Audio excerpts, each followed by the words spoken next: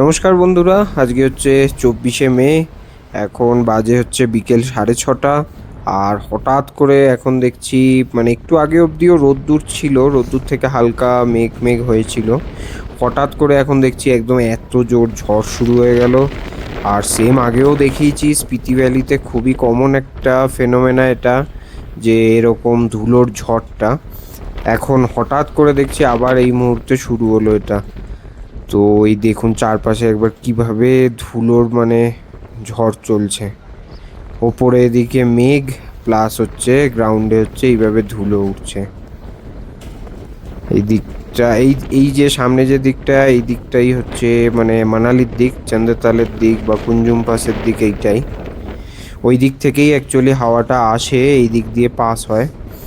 এই দেখুন প্রেয়ার ফ্ল্যাগগুলোকে দেখুন কতটা জোরে উঠছে এগুলো।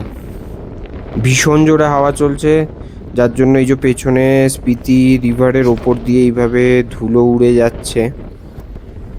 ধুলোগুলো এই দিক থেকে বয়ে এবার এই দিক দিয়ে একদম এই পাশের দিকে যাচ্ছে। আর এই সামনে গিয়ে এই যে গ্রাউন্ডের দিকে পুরো ধুলোগুলো একদম জমে কুয়াশার মতো হয়ে রয়েছে। এবার কাজার দিক থেকে বয়ে ওই দিকে যাচ্ছে, এইদিকে একটু কমে এসেছে এখন। তো চলুন, আজকের মতো এইটুকুই থাকলো, পরের ভিডিওতে দেখা হচ্ছে।